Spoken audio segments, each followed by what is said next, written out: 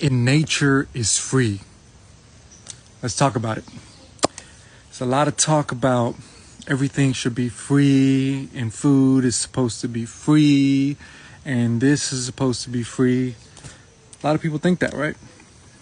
A lot of people don't like the kind of world that we're currently living in that requires money, that requires resources. So there's this idea going around that everything's supposed to be free.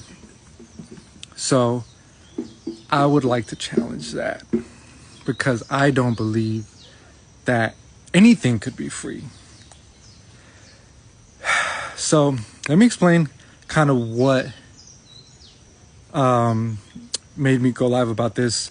Something that I've been thinking about that is for a while, obviously, but there was this video that I saw that is there sound coming from the live? Let me know. Give me a thumbs up if there is.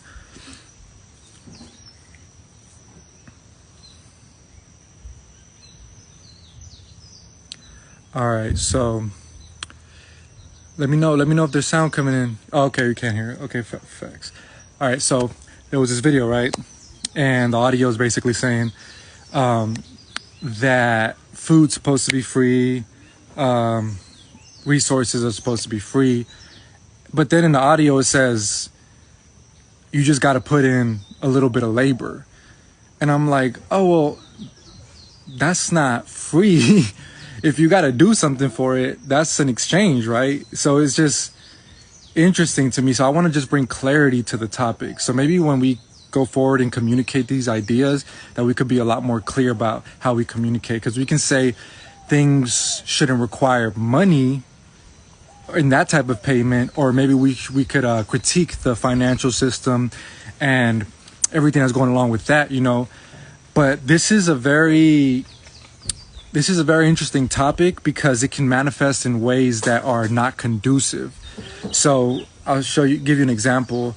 There's a lot of people here that have that ideology, and they utilize that ideology to feel sense of entitlement to things that other people have put energy into, right? So the reason that we pay for shit is for the convenience of it. When you're paying for food, you're paying for the convenience that somebody else took the time to grow, to nurture, to plant, to water, to take care of, to fend off insects, to harvest, to package, to ship it to your ass so that you can consume it. There's all this long list of things that happen before you get to take that fruit. The idea that you should be getting it for free undermines the work that was put into get it to you. So a lot of people, there's I seen a comment in that video where it's like, there's people who grow food, farmers, and then there's like the hippie type people who don't grow food. And so I see that a lot here. There's those kinds of people who just want to claim the benefits of the harvest, but they're not interested in any of the work of actually tilling the soil, of actually going in and putting in the labor, you know. And so when I hear that type of ideology, I just be like, man, you got to be more clear about that, because some people will take that and run with it and walk around this earth with a sense of entitlement. Like, I should be able to get any fruit I want. I should be able to do anything with anything. It's like, no, because when you go to the farmer's market, what you're seeing there is a concentration of energy and effort. The reason why there's all that abundance that's been harvested and laid out for you to choose and pick from in exchange for money is because somebody did their due diligence to refine a system that could allow you to have that option. So you should be grateful to have the ability to exchange money for that. You shouldn't look at it like, it should be free, because it's all requires energy. When you go to work and when you are trying to get money, what do you exchange for that money? You exchange your labor, right? So if you're exchanging labor for money, and the things that we need to survive take labor, you can make the suggestion, well, maybe we should just cut out the middleman, right? Cut out the money. Cool, I get that. I understand that. But that doesn't take away the fact that you still have to do something for it. That doesn't take away the fact that there's an exchange taking place. So when we say something is free, what we're saying is that it's disconnected from everything else. To be free is to be apart from everything else. To be free is to not be bound by anything. You're free. You're not bound by anything. That is an impossibility in this realm because everything is interconnected. If I take a fruit from a tree, there was an exchange that took place. If I go harvest something from anywhere on the land, there was an exchange that took place. Let me paint you a scenario. Let's say I pop you into nature and then I say, okay, everything's free. You could be like, okay, bet, everything's free. Okay. Well, where's the fruit at? Oh, well, that's up to you. You got to go find it. Oh, well, where do I find it? Well, you got to use your energy, of your body, use your senses, spend time under the hot sun, go look for it. Go see if you can forage some fruit. Oh, what's edible? Well, you got to figure that out for yourself. Oh, well, the fruit is high up on a tree. How do I harvest it? Well, you got to climb the tree. Oh, okay. So all these things are taking place before you get to just consume that fruit. It's not like the fruit just pops up in front of you. So there's always some exchange taking place when it comes to anything that you want to have a relationship with. And so that's a deeper underlying commitment or realization that most people don't have, is that whenever you want to be in relationship to anything, there's an exchange that's going to take place. If you want to be in relationship to your food, there's an exchange that's going to take place. If you want to be in relationship to your partner, to the land, to your community, there's an exchange that's going to take place. People who don't come with that understanding or that approach, they're acting as vampires. They have an ideology that sounds good in theory, but when it manifests as a vampiric energy that is sucking the soul and the energy out of other people in an attempt to not have to give anything itself. One of the biggest reasons that I've been able to be where I'm at and have the lifestyle that I am is because wherever I was, I gave offering of service, of my energy, of my time, of my commitment. And that has always allowed me to be received and to be welcomed in the spaces that I've been a part of. So when I see people who don't move with that energy, I understand why that's being repelled by people who do put in that work.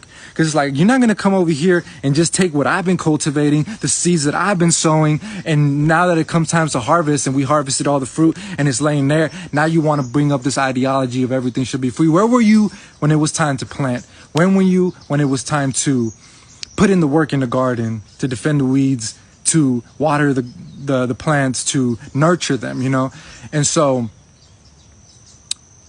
we should get rid of that word. I think we should get rid of the word free. I think we should not paint this idea that we don't have to exchange something for anything that we put out there, anything that we want to receive.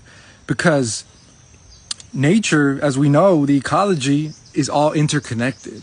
Everything is intertwined. Everything is a web. So for something to be free, it would have to be apart from that web. It would have to be isolated in a vacuum away from that web. So that's why I say the things, nothing is free. All is bound. Nothing is free in isolation. Everything is bound together. So nothing could be free because everything's interconnected. And when you understand that, you're like, oh shit, damn, I guess I can't just take this, because then something else will have to take its place. I can't leave an empty hole in the fabric of the universe because something else has to take its place by the nature of reality, by the laws of reality. So stop saying the word free. Nothing in nature is free. Nothing in reality is free. Everything requires an exchange of some sorts. You can say you shouldn't be requiring money, but it's going to require labor. Okay, cool. I'm okay with that. But even traditional people had bartering systems. Even traditional indigenous cultures use cowrie shells, use cacao beans. There's always been a sort of currency. So if the currency isn't your energy, your attention, and your effort, it could be replaced by something that you give that value, that the society deems there to be value in that, right? So if we have a unanimous agreement that there's value in these things because we all value them, then that's what gives it value, right? And there's nothing wrong with that inherently. What people, and this just goes back to like the concept of money not really understanding or being at peace with the reality of money, or not being able to figure out how to find your purpose, find your offerings, and be able to generate a life of abundance for you through those offerings.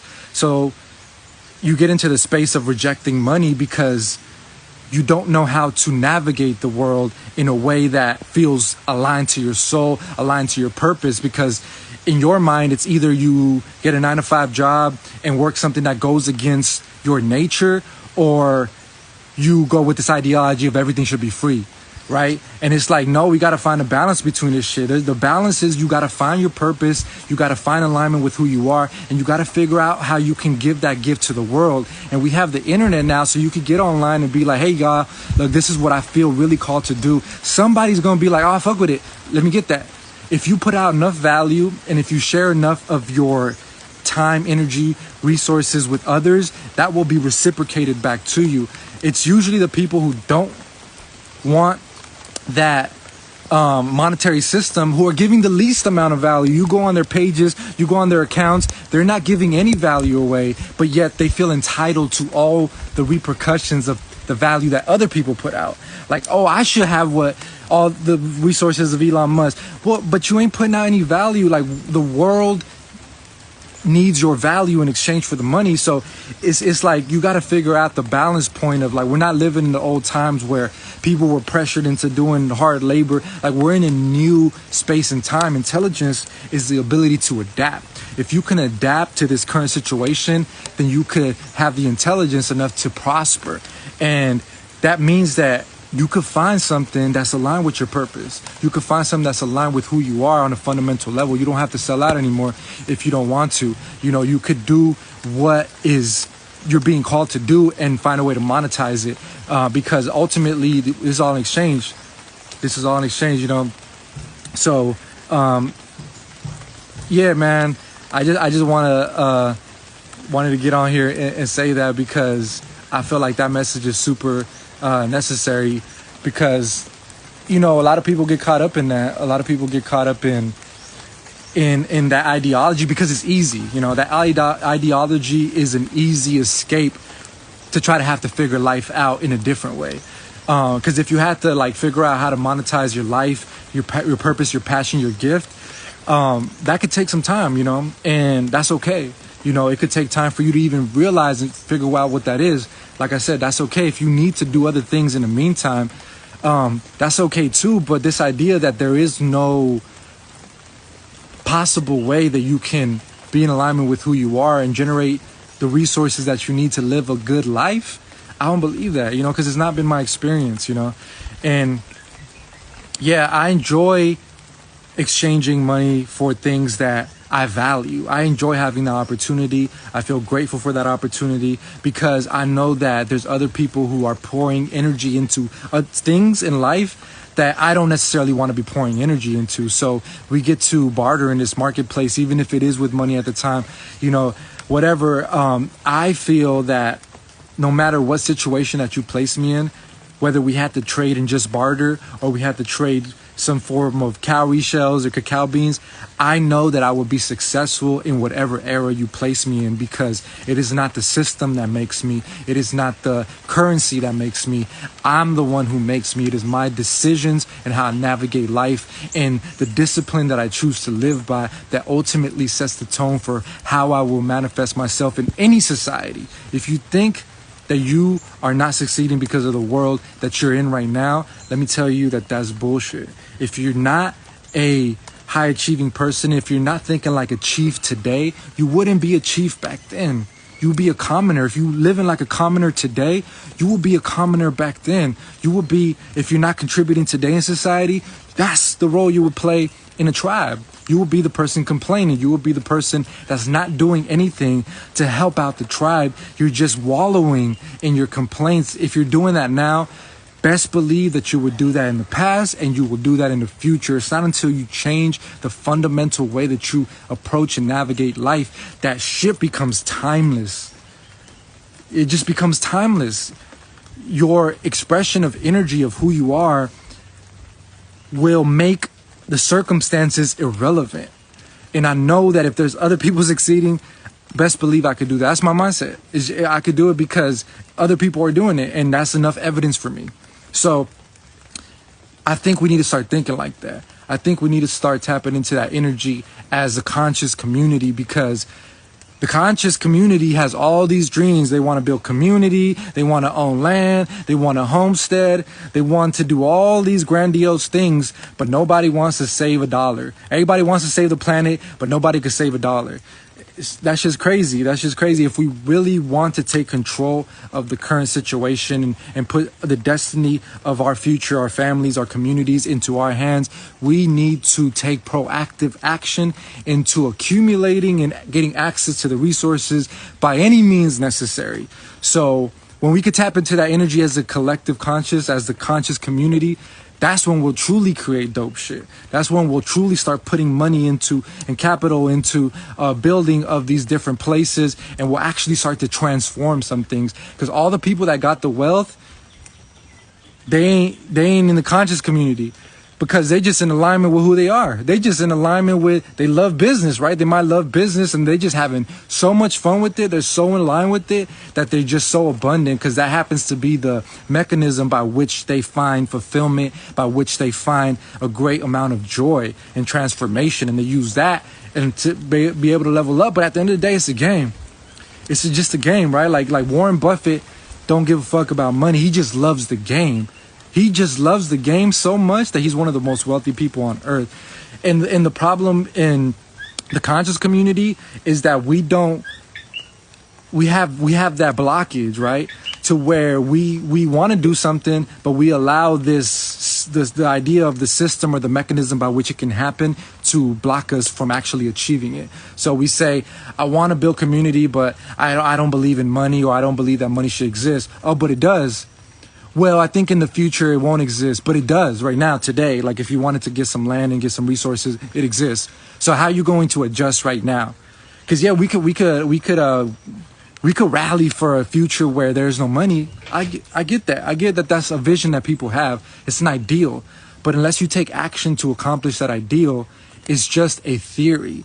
Theories are meant to be put into action and proven through multiple repetitions, right? So if we can create a model that is repeatable, then I'll be like, oh shit, you doing that, right?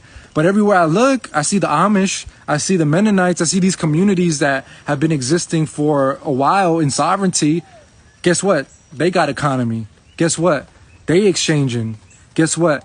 They providing value in their purpose and are doing all these things. So you have to start to look at the people who are actually doing it and try to emulate that, or at least see what they're doing right that's working. So I don't see anybody in the conscious community that speaks out against money that is actually doing what they want to be doing. And if you know of any, please let me know of somebody in the conscious community who hates money, who thinks that everything should be free, that actually is living by those principles and actually has the life that they want. And if you could show me that system, then I'll start to really get into alignment to that. I'm open to the possibility that that's the case, but until I see that, please allow me to be a little bit skeptical about the hundreds and hundreds of people who keep going and fighting and trying to destroy money in the financial system, yet they're on fucking Instagram asking for donations. You against money? Everybody that's against money, I see on Instagram asking for donations. And I'm not judging them personally, like, because I've asked for donations on Instagram, but it's just, isn't it ironic that all the people who fucking hate money ask for donations on Instagram to receive what? Money. So it's like, at the end of the day, you still use it, you still need it, and you still ask for it, but you hate it, but you're against it. What? Like, that's so idiotic, and it's so blatantly obvious, yet we keep avoiding the elephant in the room. Everybody needs it, everybody uses it, everybody hates it, yet everybody is asking for it. They just don't want to work for it. They just don't want to have to actually put in the work to figure out a system that'll bring it to them. They just don't want to do the work to actually earn it. They just want it. and the spiritual community loves that shit. They love that shit. That's why the idea of manifestation and all these concepts are so popular in the spiritual community, because it's literally alluding to this idea that you can receive things without doing anything, that you can just attract them. And I think that idea of manifestation is distorted. I believe that that mechanism is playing out, but not in the way that people think. But I think the reason people really resonate with those ideas is because it's almost like telling them that they don't have to do anything to receive something. And they love that shit. It's like this energy that loves this idea of free is a vampiric energy. I don't want you to give me nothing that I can't reciprocate to you. Because everything that I put out hundreds of videos. I put out hours and hours and hours of video for years, hundreds, if not thousands of posts that I've done online. That's energy. So if somebody were to come to me and say, hey, look, I want to donate this, that would be a result of the energy that I put in day after day, week after week, month after month, year after year. But people don't see that shit. They just think that, oh, you just popped up and were successful out of nowhere. Like, no, I've been putting in this intention on a daily basis, acting on it. And that has generated attention from people, but not for free. Like somebody said, oh, you responded to my comment for free. No, I put a video out that allowed you to comment. So I put out an energy that you responded to, but I put that out. I was putting that out. You were responding to what I put out. So it's like even that on a simple level is so distorted in people's minds. They're trying to find like the thing that is like the crack, in the ship, but it's like, nah, it's airtight, bro. Cause this is just the laws of reality. It's airtight. You can have this affirmation that everything in nature is free, but come to nature, or let's go out there. Let's go out into the land. Let's just stand there and see if the fruit comes to you. See if the animals come to you. See if everything that you need just comes to you by you just sitting there. And then if that happens, then I'll be like, okay, you're onto something. Maybe I was wrong, But until I see those kinds of results, I think that it's time to embrace and look for what has been working, and to not reinvent the wheel, but to use the wheel to get to our destination. Yeah, they might be using the wheel to play a different game. We could use the wheel to get to where we're trying to go. We're trying to build communities. We got all these big grandiose dreams, like I said, but then we don't have any way to finance them. And so the people that got the money don't got the vision that we got, and the vision that we got, nobody got the money for. So it's like we have to connect those worlds. We have to bridge those two worlds in that big ass gap that is clearly evident in our reality. So how do we do that? So the way that we do that and we bridge that gap, first we have to let go of the spell that we have against money and resources and using it as a tool. Let go of that spell, learn to reprogram yourself and see that the money's just a tool, and it's just going to amplify and help you scale up whatever you've already been doing. And if you're not already doing it, then maybe you're not really wanting to do it, because all money's going to do once it's introduced is be able to amplify the things that you're already doing and practicing.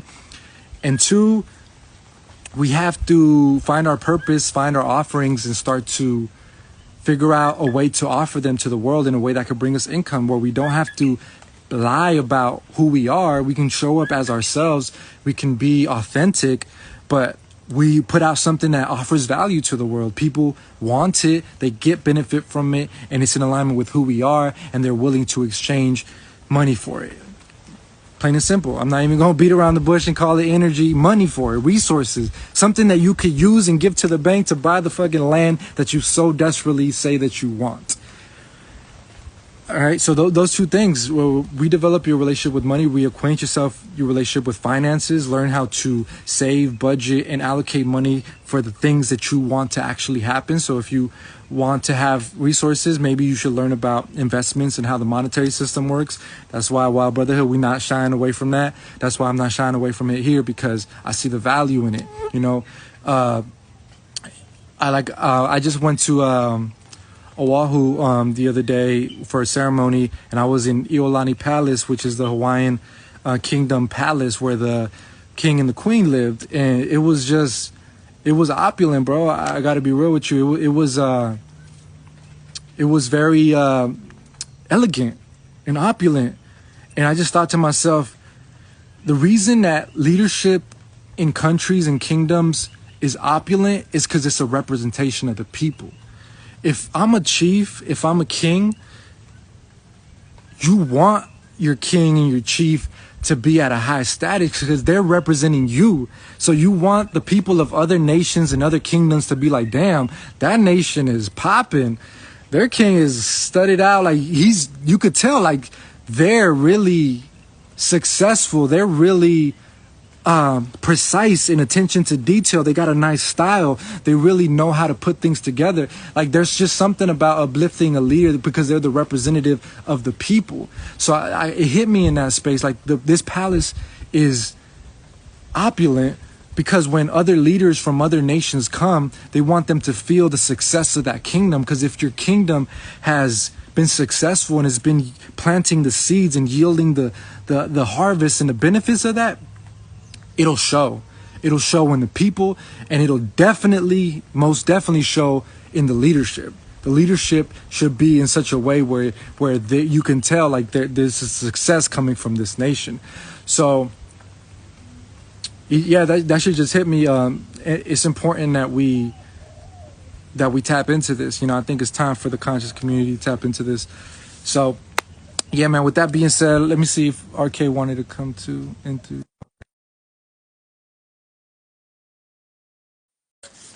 Yes, so Vibes, I get you. I get it. It takes time to like understand. And also what I realize is that not everybody has to have the thoughts of a chief because commoners have commoner thoughts. That's why they're commoners. Chiefs, kings, people of higher status, leadership, they have other thoughts because they're playing a different role. So I had to come to grips with that because sometimes I get in the mindset of trying to instill in people higher thoughts that they ain't supposed to be having because they're commoners. It's like trying to wake up the world, and it's like, bro, no, like I like the clubs, I like the fast food, I like Babylon, I love that shit. Like, why are you trying to wake them up? Like, they're commoner thoughts, right? So I think that sometimes my thoughts and what I have, they're not meant to transpose to everybody, even conscious people. Not all conscious people are meant to be at the high top of the leadership. Everybody has their own role to play. So I get if you don't understand or if you don't get that, maybe you're not supposed to. Maybe at this time, maybe in some other time, you'll tap into that. But I'm just at the point where I'm just starting to understand things on a different level and see why things happen and manifest. Like there's a reason why this shit is common around amongst every culture, every civilization, every people. Leadership is handled differently, and the reason is because you, as a leader, you don't just get the perks of leadership and the abundance and the opulence that comes with that. You also get all the burdens because everything's on you, all the pressure, all the responsibilities. If some shit goes wrong, guess who they're gonna come to? If your nation gets attacked, guess whose responsibility it is? You got to figure that shit out. They ain't going to go to the commoners and be like, hey, what do you think we should do? No, it's the leadership's responsibility to navigate the difficult situations. But people, like I said, people only see the glamour. They only see the results of actions and not the hardship and the struggle that also goes along with this. So I get it. I definitely get it. So yeah, man, with that being said, that's the message for today. Nothing is free, all is bound. Nothing is free, all is bound. Everything is intertwined, so nothing can be free. You can have an exchange that doesn't use money, but there will always be something that is exchanged, whether it's energy, whether it's labor, whether it's resources. Something needs to be exchanged. So let's stop using the word free. Let's figure out a better way to articulate that's actually more accurate of what's happening. And yeah, man, let's tap into the abundance, release the grip that this money spell has on us if we really want to accomplish it, if we really want to tap into actually creating, constructing, and building a new reality in the current era when money's not an issue anymore, when money's not the system anymore. okay, whenever we get there, then we'll tap into that. We'll decide what to do then. So yeah, man, live in the moment. Let's be present to the current era that we're living in and utilize everything at our disposal to do the best that we can to accomplish the goals and desires that we want to see manifest. So hope you guys have a beautiful weekend. And if you have any questions, hey, I just released a short form video course for any content creators. And so go check that out. My last video is information on it and also the link. You already know the Wild Brotherhood. We stay on this. This is what we talk about. Yo, 15-minute meditations, brother. I see you. Thanks for tapping in. It's responsibility to take care of the people you're leading, for real. Yeah, for real, man. Yeah, let's get it, man. Live in the moment, but also know it's flawed as fuck. Or just use it, man. Use it. I think a good craftsman can do a lot, right? People think it's the tool or the system.